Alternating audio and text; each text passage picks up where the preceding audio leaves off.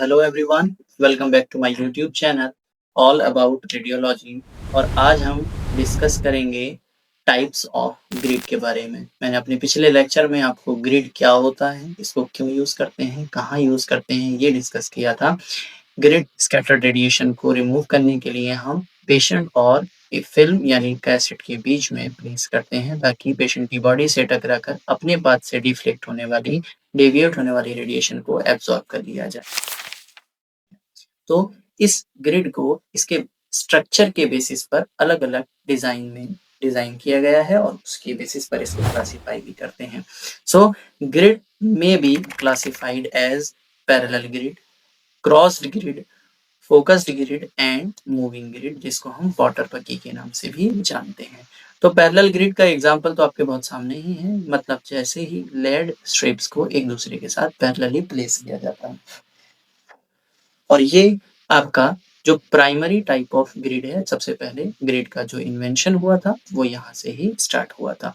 फिर उसके बाद ऐसे ही डिजाइन्स को चेंज करते चले गए और अलग तरह की जो हमारी ग्रिड्स हैं वो इफेक्ट में आई।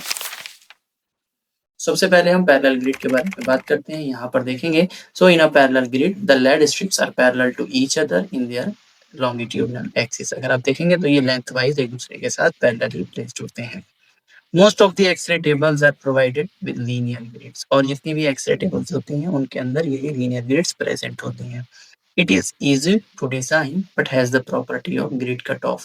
तो इफ यू रिमेम्बर, जब मैंने आपको बताया था कि हम ग्रिड का जो स्पेसर्स और ग्रिड की हाइट वाला डायग्राम आपको बताया था, उसमें ग्रिड कट ऑफ का भी एक फॉर्मूला लिखा था। सो ग्रिड कट ऑफ को हमने W से डिनोट किया था और that was equals to SID into H/D, यानी जो आपके एक्स-रे ट्यूब से इमेज रिसेप्टर तक की जो डिस्टेंस थी और हाइट ऑफ लेड स्ट्रिप और उनके बीच के डिस्टेंस को जो हमने एक कॉम्बिनेशन बनाया था उससे पता चलता है कि कितनी रेडिएशन जो प्राइमरी बीम भी आपका जो ये ग्रिड है वो एब्जॉर्ब कर सकती है। So this means that the attenuation of primary radiation is greater at the edges and it can be partial or complete cut off. तो इसका मतलब, इस कट ऑफ का मतलब एक्चुअल में क्या होता है कि ये एजेस पर हमारी जो प्राइमरी बीम आ रहा है ये सिर्फ स्कैटर्ड रेडिएशन को एब्जॉर्ब नहीं करती, प्राइमरी बीम को भी एब्जॉर्ब कर लेती है। तो उन पर्टिकुलर एरियाज पर, पेरीफेरीज पर हमारी इमेज की क्वालिटी पुअर हो जाती है, या फिर पार्शियली उसको एब्जॉर्ब कर लेते हैं या completely. So the distance of grid cut of may be estimated from the ratio of source to image distance to grid ratio। मैंने आपको अभी जस्ट बताया ही है।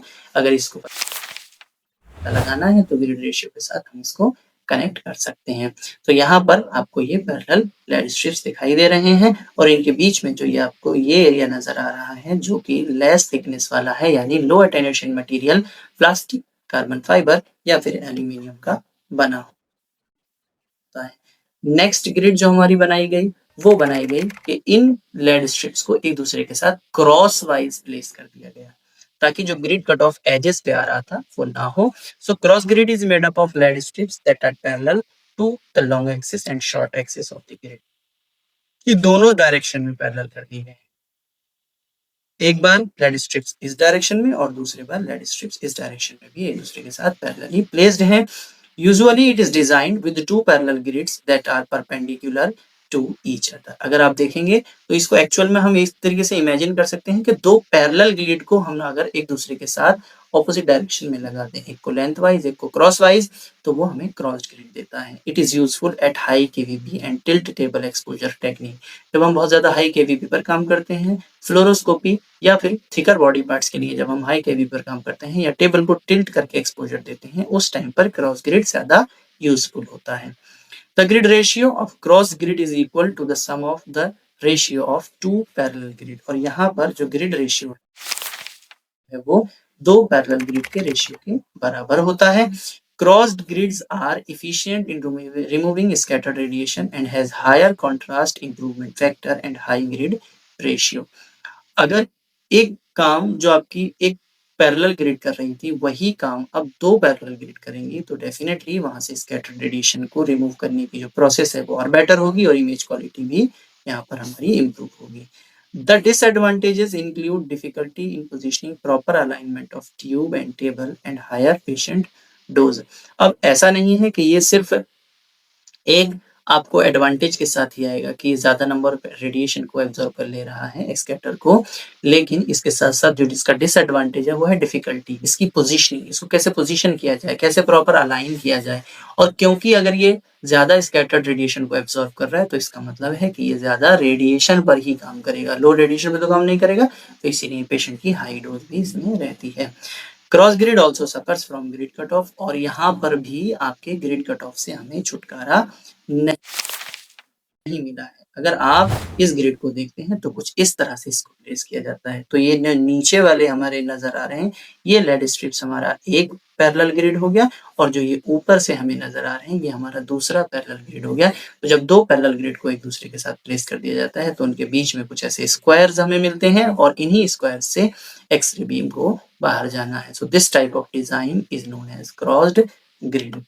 जो नेक्स्ट कैटेगरी है वो है फोकस्ड ग्रिड। अगर आप इनके ध्यान डिजाइन को देखेंगे तो ये कैसे बनाए जाते हैं। Focus grid is made mainly to reduce grid cut off, और इनका जो मेन डिजाइन है एक्चुअल में इस हिसाब से बनाया जाता है कि जो कट ऑफ वाला प्रोसीजर जो आपके प्रीवियस 2 टाइप्स में हमें देखने को मिला, यानी एजेस पर रेडिएशन को एब्जॉर्ब कर लेना, वो यहाँ पर कम होता है। The lead strips lies in a imaginary radial lines of a circle whose center is the focal spot, और एक इमेजिनरी सर्कल के साथ इनको अलाइन किया जाता है, और सारी की सारी लेड स्ट्रिप्स एक डायरेक्शन में हमें मिलते हैं, और वो डायरेक्शन है हमारा focal spot. The lead strips are parallel to the divergence of X-ray beam, और जैसे जैसे हमारा एक्सरे बीम डाइवर्ज होता है वैसे ही इन लेड स्ट्रिप्स को प्लेस भी किया गया है, ताकि वो डाइवर्ज्ड जो बीम है वो जिस डायरेक्शन में भी जाए वो लेड स्ट्रिप्स के साथ एब्जॉर्ब ना हो, यानी प्राइमरी बीम हमारा एब्जॉर्ब ना हो। So the grids are marked with focal distance and the side facing the target, इनको इस हिसाब से मार्क किया जाता है, इनको फोकल स्पॉट और किस साइड से ये हमारे टारगेट को फेस करेंगे। If it is reversed, grid cutoff may occur, hence enough care is needed to position focus grid। मतलब अगर आप ध्यान से देखने की कोशिश करेंगे इस इमेज में, तो ये जो हमें नजर आ रहा है ये आपका एक्चुअल में फोकस्ड ग्रिड है, और जिस डायरेक्शन में हमारा प्राइमरी बीम जा रहा है उसी डायरेक्शन में ये primary beam in red strips को क्रॉस कर सकता है। अगर हमने ये वाली डायरेक्शन की जगह पर ये वाला साइड जो आपका ब्रॉड साइड है वो ट्यूब को फेस कर दिया तो फिर आपका काम उल्टा हो जाएगा। अगर हमने स्मॉलर साइज को, यानी जो लेस डाइवर्जेंट साइड है वो हमें ट्यूब को जो है फेस करना है, और डाइवर्ज्ड फेस जो है वो पेशेंट की साइड में रखना है। यहाँ पर जो भी हमें नजर आ रहा है ये साइड से देख रहे हैं, और इस तरह से आपकी जो ये फोकस ग्रिड है ये काम कर रही है। तो बहुत क्लियरली इस इमेज में भी आप देख सकते हैं ये फोकस ग्रिड है। तो प्राइमरी बीम का जैसे जैसे डाइवर्जन हो रहा है तो ये हमारे प्राइमरी बीम को एब्जॉर्ब उतना नहीं कर रहा है, ये ज्यादातर एब्जॉर्ब किसको कर रहा है, जो आपकी स्कैटर्ड रेडिएशन अलग अलग डायरेक्शन में जाती है। नेक्स्ट टाइप ऑफ ग्रिड जो है वो हमारी है मूविंग ग्रिड। मूविंग ग्रिड की एक्चुअल में क्या रिक्वायरमेंट आई, अगर आपने प्रीवियस डायग्राम्स को देखा होगा तो उनमें हमें जहां जहां लेड स्ट्रिप्स हैं वहां पर भी प्राइमरी बीम एब्जॉर्ब होता है। तो ये एक क्या है सर्टिफिकेट सॉरी वहां पर जो लेड स्ट्रिप्स हैं उनकी शेडो देता है।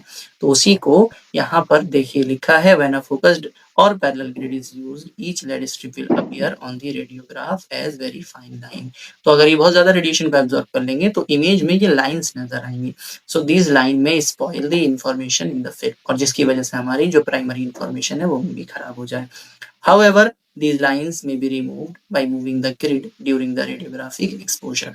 अगर हम इन लाइंस को रिमूव करना चाहें तो ये किस हिसाब से रिमूव हो सकती है कि जब ग्रिड को मूव किया जाए, मतलब जब रेडिएशन आ रही है तो हो सकता है मान लेते हैं ए रेडिएशन जब आई तो वो लेड स्ट्रिप से टकराई थी, लेकिन बी रेडिएशन जब आई तो उस टाइम पर हमारी जो ग्रिड है वो दूसरी डायरेक्शन में मूव कर चुकी है। फॉर एग्जांपल ये हमारा एक पॉइंट है, ये हमारी लेड स्ट्रिप है, तो ये ए रेडिएशन आई, ए रेडिएशन जो हमारी इस लेड स्ट्रिप पर एब्सॉर्ब हो गई, लेकिन जब हमारी बी रेडिएशन आती है तो यहाँ पर ये वाला जो लेड स्ट्रिप था ये ऑलरेडी दूसरी डायरेक्शन में मूव कर चुका है, तो ये radiation as it is pass कर जाएगी। तो जहां लेड स्ट्रिप्स हमारी प्रेजेंट हैं वहां से आपकी रेडिएशन बहुत इजीली नेक्स्ट मूवमेंट के टाइम पर निकल जाएगी, तो यानी ये लाइंस हमारी हट जाएंगी। So this is the principle of Potter-Bucky grid, which is Hollis E. Potter, he gave that principle in 1920. Generally, focused grid are used as moving grids. और वही grid को use किया गया है जो हमारे primary beam को कम से कम absorb करती हैं। तो the grid may be made to move continuously in one direction, या तो इसको एक ही डायरेक्शन में मूव किया जाए। The grid motion is timed by the exposure control of the X-ray machine. और इसको ग्रिड मोशन को ऐसा नहीं है कि कहीं पर भी किसी भी डायरेक्शन में कभी भी स्टार्ट कर दिया जाएगा। आपके एक्सरे एक्सपोजर से एक्सरे मशीन के साथ कंट्रोल कंसोल के साथ इसको एडजस्ट किया जाता है। जैसे ही हम एक्सपोजर देंगे ये अकॉर्डिंगली मूव करना स्टार्ट करते हैं। It starts moving just before the X-rays are turned on and continues to move even after the exposure is off. और ये तब तक कंटिन्यूअसली मूव करेगी जब तक कि हमारा एक्सपोजर ऑफ हो जाता है और उसके बाद भी। इसके स्टार्ट होने से पहले और एक्सपोजर टर्मिनेट होने के बाद तक ये मूव करते हैं। So the period travelling period of the grid should be greater than the exposure time. और ये हमेशा इससे ज्यादा होना चाहिए एक्सपोजर टाइम। मान लेते हैं हमने 2 सेकंड के लिए एक्सपोजर दिया, तो ये 1 सेकंड पहले से स्टार्ट होगा और 1 सेकंड बाद तक मूव करेगी। रीजन कि हो सकता है पहले से कोई प्राइमरी रेडिएशन खुद से ही प्रोड्यूस होना शुरू हो जाए, या फिर थोड़ी देर तक रेडिएशन हमारे इमेज रिसेप्टर तक जाए। तो इन दोनों ही चीजों को ओवरकम करने के लिए ये पहले और बाद तक स्टार्ट करती है मूव करना। तो जो आपकी ये मूविंग ग्रिड होती है, the use of grid will always increase the exposure because it will absorb some of the primary radiation. अच्छा, हम जब भी रेडिएशन को जो आपके ये ग्रिड को यूज कर रहे हैं, तो कुछ ना कुछ अमाउंट फिर भी प्राइमरी रेडिएशन का हमारे एब्जॉर्ब होता ही होता है। तो फिर हमें नंबर ऑफ रेडिएशन बढ़ाने पड़ते हैं, जिसकी वजह से पेशेंट डोज बढ़ती है। सो लो ratio grids such as 8:1 is used with energies up to 90 kVp. High ratio grids such as 12:1 are preferred for high energy radiation. अगर 90 kVp से ऊपर तक हमारी रेडिएशन यूज होती है, तो फिर हाई ग्रिड रेशियो वाली जो है हमारी ग्रिड्स यूज होती हैं। हाई ग्रिड रेशियो या रेशियो का मतलब है ये लेड स्ट्रिप्स की हाइट है और ये उनके बीच की डिस्टेंस है। ये लेड स्ट्रिप्स की हाइट है और ये उनके बीच की डिस्टेंस है। तो कुछ इस तरह से हमारे ग्रिड्स को हम यूज करते हैं। अगर मूविंग ग्रिड का स्ट्रक्चर एक्चुअल में कुछ ऐसा आपको बहुत क्लियरली दिखने को नहीं मिलेगा, इसीलिए एक ऐसी इमेज यहाँ पर प्रेजेंट है कि ये कंटिन्यूअसली मूव कर रहे हैं। तो कहीं ना कहीं जो जिस जगह पर भी लेड एक बार प्रेजेंट था वो उस जगह से मूव करेगा और उसके प्लेस से हमारी radiation. So thank you so much for watching my YouTube channel all about radiology. ऐसे ही और भी इंटरेस्टिंग रेडियोलॉजी टॉपिक्स के बारे में देखने के लिए देखते रहिए मेरा YouTube channel all about radiology. Subscribe करिए, कमेंट करिए, शेयर करिए, ज़्यादा से ज़्यादा लोगों के साथ इस इंफॉर्मेशन को शेयर करें ताकि उनके रेडियोलॉजी के जो भी बेसिक कॉन्सेप्ट्स हैं बहुत ईजी लैंग्वेज में क्लियर हो सकें। Thank you so much, have a good day.